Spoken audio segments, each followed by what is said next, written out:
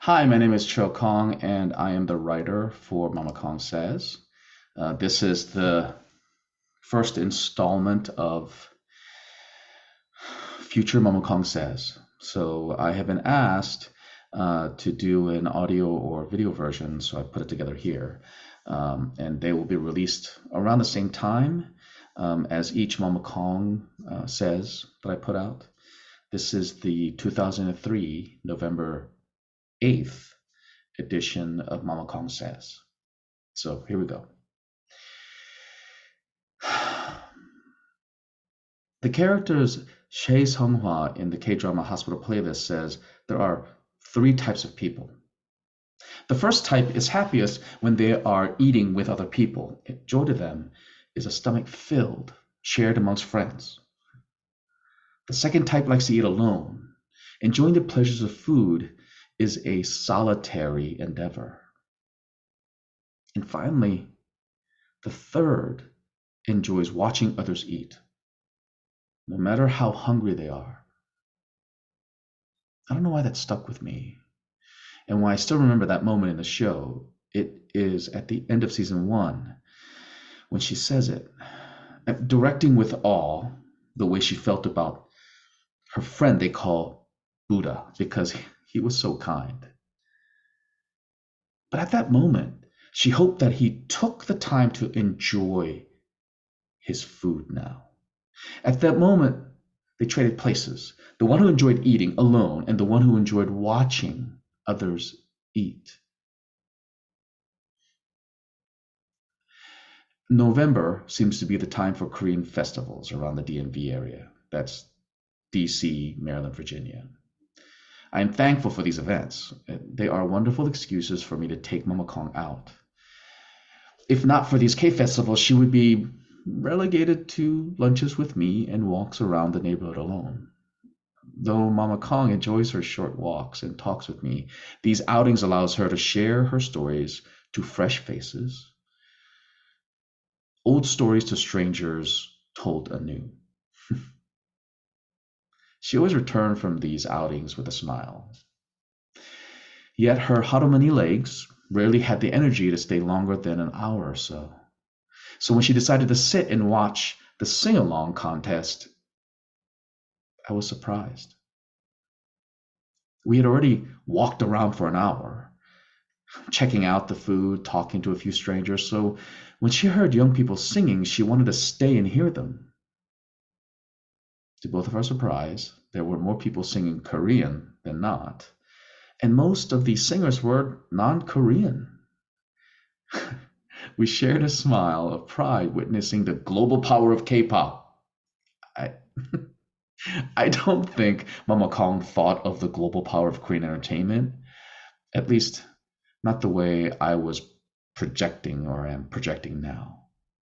Unlike me, she was simply happy to sit in the crowd of white, black, and brown faces singing her words with music she recognized from her country. She was enjoying watching others eat.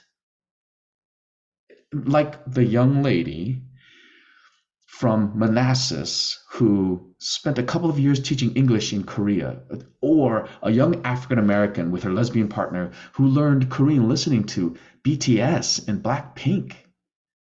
Mama Kong watched them sing as they feasted on the stylings of people from her homeland.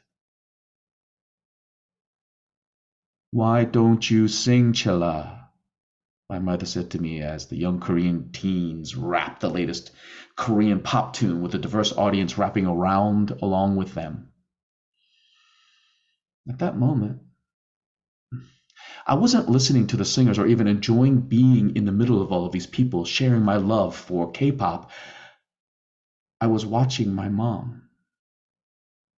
So when she turned to me and asked me to sing, I wasn't prepared for the rush of memories that came with her ask.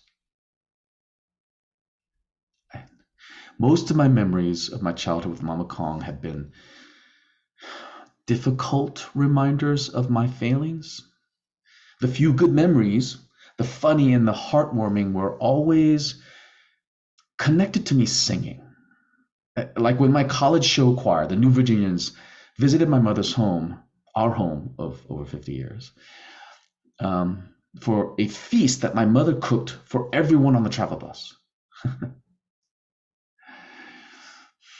Or when my sisters brought my parents to watch me perform in my favorite AAPI musical, Making Tracks by Woody Pock and Brian Yorkey in Seattle. Or during the pandemic when Mama Kong and I watched my live streaming of my MFA thesis for the Boston Conservatory. Mama Kong would glow with pride each time she watched and listened to me sing. I'd forgotten how much I missed her. Mama Kong, beaming in pride as I sang. I had forgotten how good that made me feel. I have wonderful moments with Mama Kong. I have had wonderful moments with Mama Kong. I had forgotten them. But I was reminded that they were always rooted in watching her eat. My pangs of trying to fit in, wanting, needing love from others were measured in unfulfilled moments of wanting to eat with others, needing others, a hunger that I could never quench. I did not see myself in through my mother's eyes. I could not and was not ready to see myself through her eyes. So I stayed hungry. Why don't you sing, Chilla? Mama Kong said. I have not sung in public for a long time. The few times I do sing have been in norabangs, and even then I sing a song a few times and then enjoy the rest of the evening watching my friends sing. But to actually perform in front of strangers, that might have been decades since my last performance. My heart jumped up to my throat thinking about it. Yet I knew I could not deny Mama Kong today. So I got up and sang a song I mentioned before. She Used to Be Mine by Sarah Bareilles. I wasn't prepared. And to my sensitive ears, it wasn't a great performance. But that didn't matter. Mama Kong got to watch me perform, and I got to see her smile with pride as she listened to her son sing again. I end this post with a link to a recording of me singing the song, She Used to Be Mine. It's down below in the comment section or in the descriptions. It isn't great, and it had been a while since I have been recording a song to be shared publicly. So please, listen with the grace of a mother who's missed listening to her son sing. Thank you for listening.